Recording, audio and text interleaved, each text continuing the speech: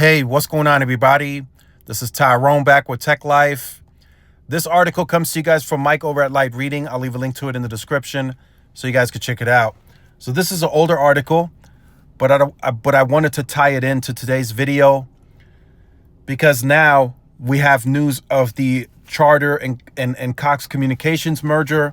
So that takes two players off the table currently for T-Mobile to engage in any type of deal making, right? So recently T-Mobile admitted that the deals that they could possibly make as it pertains to a pure fiber play is very limited, right? They got Lumos, they're working on closing Metronet or getting approval from Metronet. But in order for T-Mobile to gain scale, which is going to be the next thing that they will have to get into, right? If investors are getting the sense that T-Mobile wants to compete in fiber, they're going to continue to ask T-Mobile on scale. When do you plan on getting to 30 million homes passed, 40 million homes passed, where your competitors are going to be shortly? They're going to get asked those questions, right? And the only natural progression for T-Mobile at this point in time, how far behind they are on fiber, is to buy more players. So eventually, right now, I mean, Charter's off the market and Cox Communications off the market for the time being, right? If that goes through, right, that it's going to take several years, as I said in the previous video. There's going to be a lot of reviewing and everything. So now, right, what is T-Mobile going to do?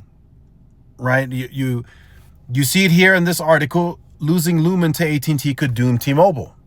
Right, T-Mobile has made it clear its interest in fiber, mainly through its investments in Lumos and Metronet, and that's why AT&T's rumor play for Lumen could create troubles for T-Mobile. Right, Lumen was the next best option for T-Mobile to gain some type of meaningful scale quickly. Right, but with AT&T being in the running, that very likely takes T-Mobile out of the running for Lumen, right? So now, do we have other smaller players out there from a JV perspective that are pure fiber? Yes.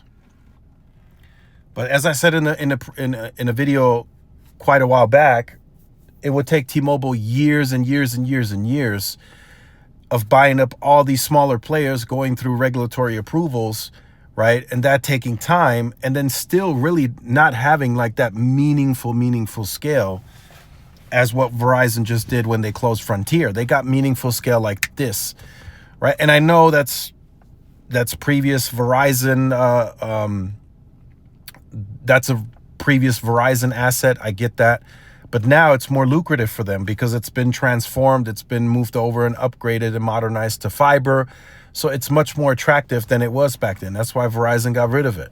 So now it's more attractive. It's accretive to the business. They immediately got on board and it closed, and now they move forward, right? But for T-Mobile, the options are limited, right? So from a cable perspective, Cox is done, Charter's done, Comcast, I just don't see that one unless they can get the IP business only. Maybe they approach it from that, but T-Mobile really doesn't have the know-how to really get into that business just yet. They still have to learn. And now that they got Lumos and then Metronet, when that closes, they're learning more and more and more. But we're talking years worth of learning until they really have the expertise and the know-how to really start owning and operating that type of business. Because we're talking two separate business units, wireless and wireline, two totally different business units.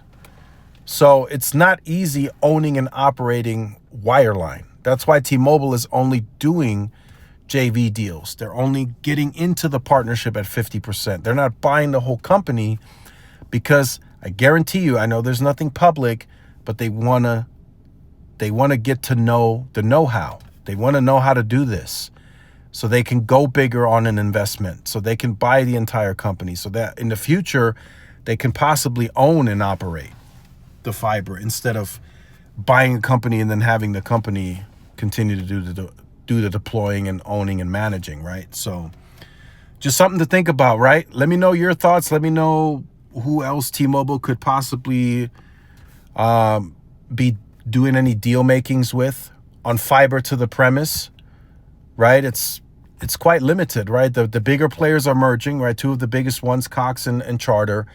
Comcast is likely going to do some type of M&A, but who knows what that'll look like. So the bigger players are kind of consolidating, and from a JV pure fiber perspective, there isn't much left for T-Mobile to grab.